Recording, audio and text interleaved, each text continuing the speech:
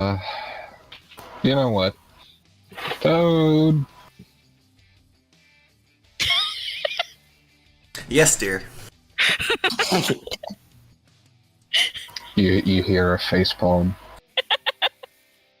It's better when they're audible. Jarvis gives you like live feed of this. Oh, I've been watching. Real time special effects of when like trigger for face bombs. Like meme emojis just pour off him.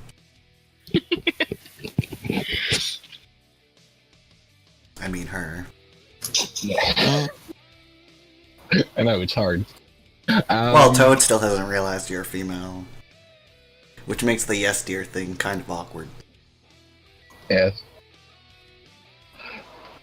Toad, Yeah. can you just take whatever you can from this guy? Because I got stuck in my train of thought and my questions. Okay, I'm gonna need the room. And, could you turn the lights up? Sure, let me just exit first. So you'll notice when you exit that Toad has a few things in his hands. Boombox. A can of gasoline. A knife and duct tape. You shouldn't worry about this. Just make sure not to damage the goods, okay? Yep. Yeah. The gasoline's mostly for psychological terror. Like the Jarvis gives you like this like feed of, because like Jarvis has made like full body scans of the guys and everything. And Jarvis like gives you the like location of the cyberware and stuff, and like what are they? And so Yep. optimal places to stab if stabbing is required. Yeah. I exit. I make sure that every feed from Toad is completely turned off, except for like text messaging. I also message Void and say, like, you don't mind staying down there, do you? No, it's fine. You really? I'm not sure if you want to see this. Oh, he's- I thought that I was staying with the other prisoners. Yeah, he's technically in another room, but that room isn't 100. Like, you might still hear a scream very muffled through the door. The boombox. Right. So you're basically using it as a white noise generator. Good. Yep. Yep. Well, I go up, and I start fiddling with stuff, trying to take my mind of what is going on downstairs. Be right back. Okay, so I'm gonna enter the room, and I assume there's a socket for me to plug this in. Yeah. I mean, technically everything just like runs with, but actually, the way Matrix works, which is kind of dumb, but technically stuff is powered through Matrix, effectively a worldwide wireless charging system. I'm not dealing with that. Tesla. I'm not dealing with that. So yes, there's a socket. Damn it. Like Here I was that's like I'm like, yeah, that's possible, and everyone's gonna have cancer. So let's not. But the wireless transmission of electricity doesn't cause cancer. Anyways. Well, yeah, I know, but like still, like not. No, I'm not dealing with that. Okay. I plug in my boombox, and I'm kind of like bobbing my head, and I'm gonna put the duct tape on the table, and I'm gonna. He looks very confused. I'm gonna put the can of gasoline kind of in the back corner of the room by the lift. You're not in the same room with the lift, actually. You're like... There's a lift and another room. Okay, one room off. So I'm gonna put the can of gasoline next to the door. Okay. I'm gonna looking... Yeah. He's just like this look between like... confused and slightly afraid, mostly because of the gasoline. I'm gonna go over to the table and pick up the roll of duct tape again. I'm gonna slowly pull about 3 feet of it off, and as I go behind him, I'm gonna say, "Look, kid, I'm not going to bullshit you, okay? I really don't give a good fuck what you know, what you don't know, but I'm gonna torture you anyway, regardless. Not to get information, it's amusing for me to torture cyberware hunters. All you can do is pray for a quick death, which you ain't gonna get." And then I put the duct tape over his mouth, and I pull out the knife. His eyes widen, definitely. He would probably be screaming, but he has duct tape on his mouth, so... So I go over to the boombox, and I look at him, and I ask, "You ever listen to Jay Williams' Super Sounds of the 1970s? It's my personal favorite." And that's when I turn on the radio, very, very loud. You get like Jarvis gives you like this message that he has, like he's actually trying to communicate with you, and he's doing this by simply broadcasting a like very like a scene that like it's just literally a name that just says like, "How fucking old are you?" I like classics. The scene's name just changes to like, "I see," and his eyes are still like very wide. Mostly because I just spoke to someone that, well, he might think I'm speaking to him. Yeah. So the music starts playing, and my head starts bobbing, and I approach him. And like at first I kind of lunge at him, but I stop to like watch him flinch. And then I'm gonna laugh, and then I'm gonna go up to him, sit on his lap so I'm facing him, and cut off his right ear. You got off his... Did he? Yeah, you... did he actually have that? Let me actually check. He might have actually like cyber ears. So you might... Well, I think that his cyber ears were cochlear implants, not external. No, like cyber ears are like external piece of metal. Oh, like, kind of like, oh, okay. Well, if they're metal ears, then I'm gonna find a fleshy part. Yeah, let me actually have... Yeah. Okay, yeah. Yeah, I mean... Yeah, he...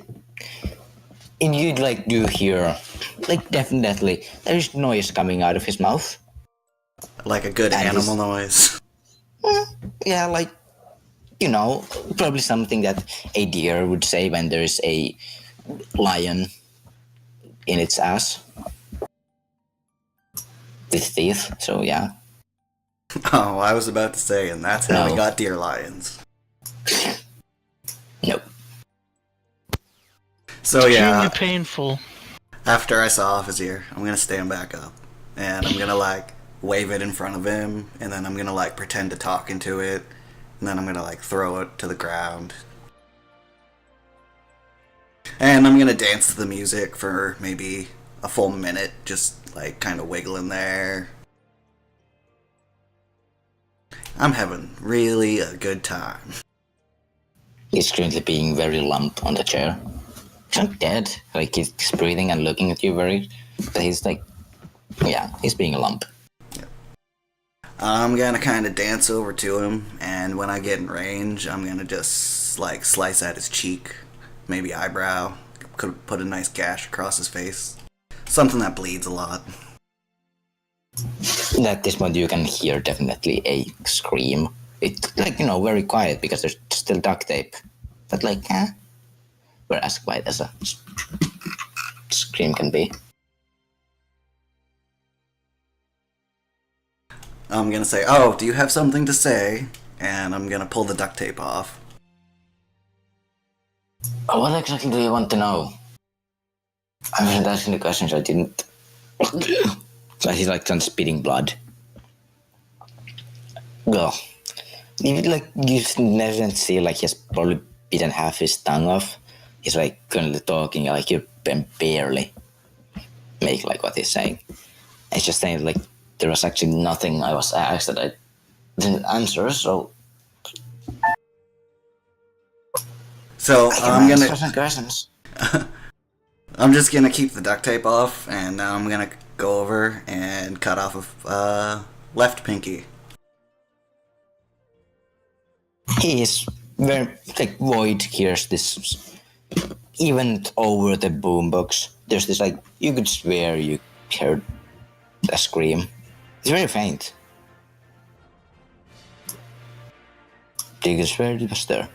Yeah, I'm gonna laugh, and I'm gonna like wiggle the finger in front of his face, toss it over my shoulder.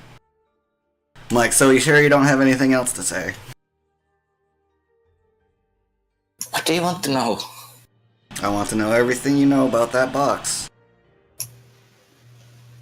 Some magic shit. I don't do that. The Johnson wanted it to be acquired fast, but he had to leave and arrange pick up tomorrow.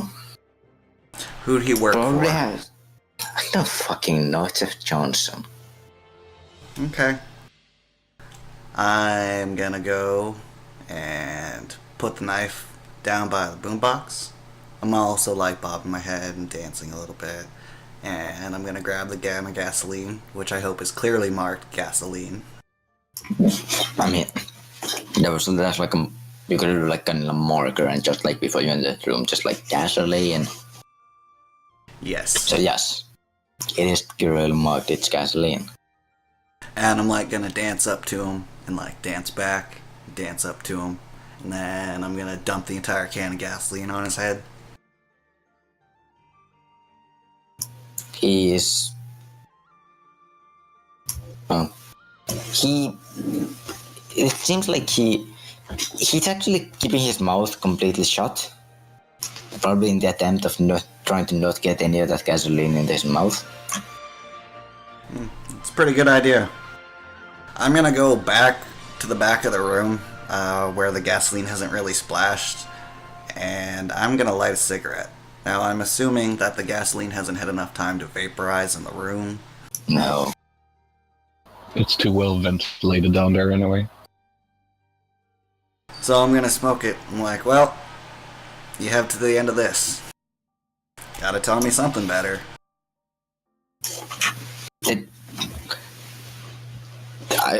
I told your friend about Johnson. We hit this like big ass mansion. It's like some rich guy. Apparently like magical or some shit. I don't know. And like you should ask the other guy. He knows more about the mage shit. But like we get paid like a shitload. What mansion? What do you know about this mansion? It's like something like where the big shots live. It's like I don't know, some like corporate executive guy or something. I don't really have it security, but like it's nothing you can like take down with a rifle. Where is Machine it? gun. You like I can give you a GPS tag. Okay, give it to me. He's like, can't. yeah, he can't because there's like literally like you don't. One, he doesn't have your com code. Two, you're basically completely offline except for text messages. To and from Trigger. Yeah, I'm gonna send Trigger a message like, Oh, it's more. Toad is still online. It's just that all of the rigor shit Yeah. is turned off. Yeah, also that. But yeah, what about text message? I'm gonna text him the information that I got about that he has a GPS code, and then I'm gonna look at the guy and say, "Well, you bought a little time," and I'm gonna go over, take the duct tape, tape his mouth back up, tourniquet his right arm, and cut off his hand. I can tourniquet with duct tape. There's like, you could swear there was another scream. Well, it sounds like home. It's quite comfy actually. Yep. And when that's done, I'm gonna, pick up the knife, pick up the can, pick up the duct tape, exit the room, take the lift up, and go wash my hands.